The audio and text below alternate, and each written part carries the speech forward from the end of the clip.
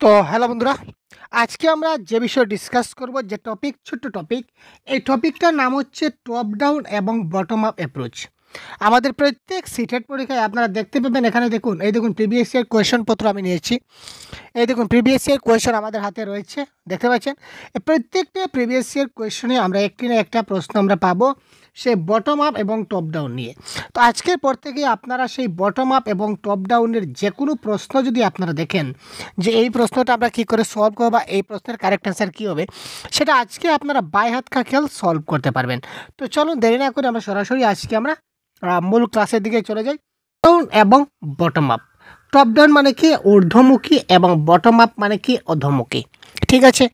এবার দেখুন এখানে কি বলেছে, top down. Top down, top মানে কি উঁচু, টপ মানে কি উঁচু স্থান, মনে করুন উঁচু স্থান, আর ডাউন মানে কি নিচু স্থান, ঠিক আছে। অর্থাৎ টপ ডাউন মানে আমরা উঁচু স্থান থেকে নিচু স্থানের দিকে যাব। যেমন কিভাবে, প্রথমে ধরে নিন, প্রথমে একটা গল্প থাকলো, এটা সম্পূর্ণ প্রথমে কী থাকলো, একটা গল্প থাকলো। তারপর গল্প থেকে তারপর কি হয়, অনুচ্ছেদ হয়। গল্প থেকে কি হয়, তারপর একটু ছোটো যদি আসুন, তাহলে গল্প থেকে গল্পের মধ্যে কয়েকটা প্যারাগ্রাফ থাকে, আমরা পার্ট করলাম কয়েকটা প্যারাগ্রাফে। তারপর প্যারাগ্রাফটা কী দিয়ে গঠিত হয়, কয়েকটা বাক্য দিয়ে প্যারাগ্রাফ গঠিত হয়, আমরা ছোটো গেলাম। তারপর বর্ণ, তারপর অক্ষর, তারপর ধ্বনি। সেম টু সেম যদি বটম আপ দেখি, দেখুন বটম আপ মানে কি, বটম আপ, বটম মানে কি ছোট, আর আপ মানে কি উপর। আমরা কি করব, ছোট থেকে উপরের দিকে যাব। তো প্রথমে আমাদের সবচেয়ে ছোট ইউনিট কি, আমরা ধরে নাম ধ্বনি বা সাউন্ড। সবের প্রথমে আমরা কি করব, একটা সাউন্ড উচ্চারণ করব, একটা ধ্বনি। তারপর কী হবে, তারপর হবে একটা অক্ষর, ধ্বনি থেকে একটা অক্ষর, ঠিক আছে। অক্ষর থেকে কী হবে, বর্ণ। তো কয়েকটা বর্ণ যুক্ত হয়ে কী হবে, একটা শব্দ হবে। ছোট থেকে বড় দিকে যাচ্ছি, দেখুন আমরা ছোট থেকে বড়োর দিকে যাচ্ছি, অক্ষর থেকে বর্ণ, কয়েকটা বর্ণ যুক্ত হয়ে কী হবে, শব্দ। আবার কয়েকটা শব্দ যদি যোগ হয় তাহলে কি হবে, বাক্য, ঠিক আছে। কয়েকটা শব্দ যোগ হলে বাক্যাংশ বলতে পারেন, ফ্রেজ। কয়েকটা শব্দ যোগ হলে কী হতে পারে, ফ্রেজ হয় বা বাক্যাংশ, বাক্যের অর্ধেক অংশ। তারপর আবার বাক্য হয়। কয়েকটা বাক্য যদি সংযুক্ত হয় তখন কি হয়, অনুচ্ছেদ হয়। অনুচ্ছেদ মানে প্যারাগ্রাফ। আর কয়েকটা অনুচ্ছেদ একসঙ্গে গঠন হলে কি হয়, গল্প হয়। আমরা কি করলাম, ছোট থেকে বড় আকারে গেলাম একদম। যদি বলি তাহলে ক খ গ থেকে শুরু করে একদম স্টেপ বাই স্টেপ যদি আমরা গল্প পর্যন্ত বা আরও বড় একটা গ্রন্থ পর্যন্ত যাই, একদম ছোট থেকে ক খ একদম মানে কি অক্ষর বা বর্ণ থেকে শুরু করে আমরা ডাইরেক্ট একটা গল্পে পৌঁছালাম, that is call bottom up approach, ঠিক আছে।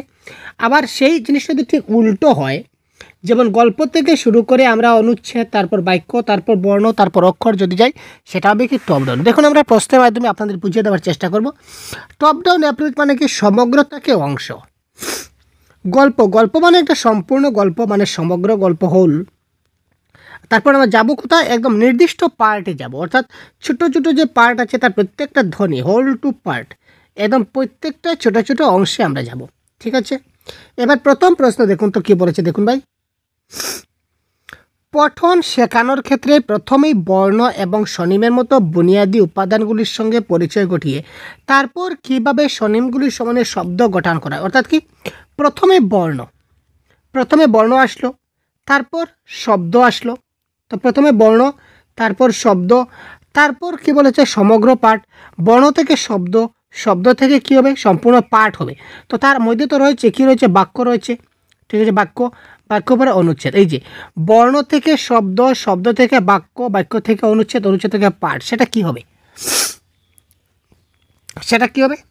আমরা কি করলাম, দেখুন ছোট থেকে বড় আকারে গেলাম কিনা, না বর্ণ একটা ছোট, বর্ণ থেকে আমরা সম্পূর্ণ পাঠ, সমগ্র পাঠে চলে গেলাম, ছোট থেকে বড় গেলাম, দ্যাট ইজ কল কি, বটম আপ অ্যাপ্রোচ, ঠিক আছে। এই ধরুন আমরা বলেছিলাম না যে বর্ণ থেকে গল্প পর্যন্ত ছোট থেকে বড়র দিকে যাওয়াকে কি বলা হয়, বটম আপ অ্যাপ্রোচ। সুতরাং এই ক্ষেত্রে option number 3, bottom up approach is the right answer.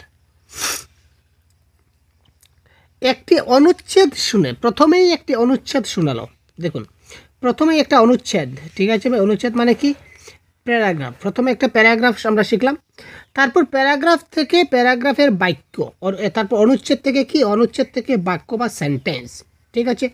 তারপর বাক্যাংশ, তারপর কি বাক্য থেকে আমরা চলে আসলাম বাক্যাংশ, তারপর কি তারপর শব্দ, তারপর কি শব্দ, বাক্যাংশ। ঠিক আছে, এবার দেখুন অনুচ্ছেদ থেকে বাক্য, বাক্য থেকে বাক্যাংশ, বাক্যাংশ থেকে শব্দ।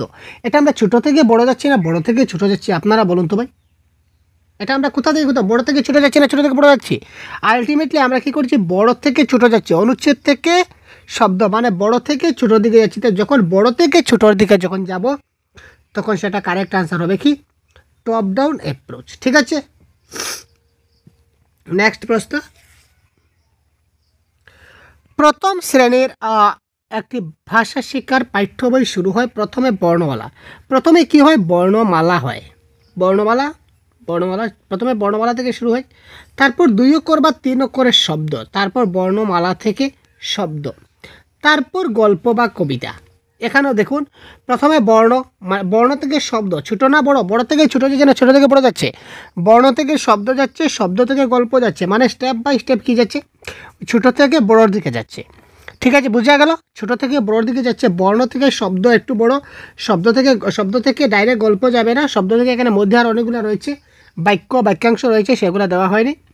তো এই ক্ষেত্রে কী হবে, গল্প, অর্থাৎ কি ছোট থেকে বড়, ছোট থেকে যখন বড় আকারে যাবে তখন সেটা কি হবে, সেটা হবে কি বটম আপ অ্যাপ্রোচ বা ঊর্ধ্বগামী পদ্ধতি। ঠিক আছে, তো এবার এই প্রশ্নের কারেক্ট আনসার কী হবে সেটা আমি আপনাদের বলবো না, এই প্রশ্নের কারেক্ট আনসার কী হবে সেটা আপনারা কমেন্ট বক্সে জানাবেন। ঠিক আছে, যদি ক্লাসটা সম্পূর্ণ দেখে থাকেন এবং কনসেপ্টটা যদি ভালো করে আপনারা বুঝে নেন তাহলে আমি শিওর যে এই প্রশ্নের কারেক্ট আনসার আপনারা কমেন্ট বক্সে করতে পারবেন। এটাও একটা প্রিভিয়াস ইয়ার কোয়েশ্চেন পেপার 142। তো এই প্রশ্নের কারেক্ট আনসার কী হবে আপনারা কমেন্ট বক্সে খুব তাড়াতাড়ি জানিয়ে দিন ভাই। প্রথম শ্রেণীর একটি ভাষা শিক্ষার বই শুরু হয় কবিতা এবং গল্পের মধ্য দিয়ে, তারপর আসে অক্ষর। এই ধরনের পাঠ্যপুস্তকে কোন কর্মকৌশল অনুষ্ঠিত হয়েছে, bottom up, top down, disciplinary নাকি কারিকুলাম ফ্রেমওয়ার্ক অ্যাপ্রোচ? তো এই ক্ষেত্রে কারেক্ট আনসার কী হবে খুব তাড়াতাড়ি কমেন্ট বক্সে জানিয়ে দিন। এবং আজকের যে এই ছোট্ট টপিক থেকে এই পর্যন্ত বিদায় নিলাম।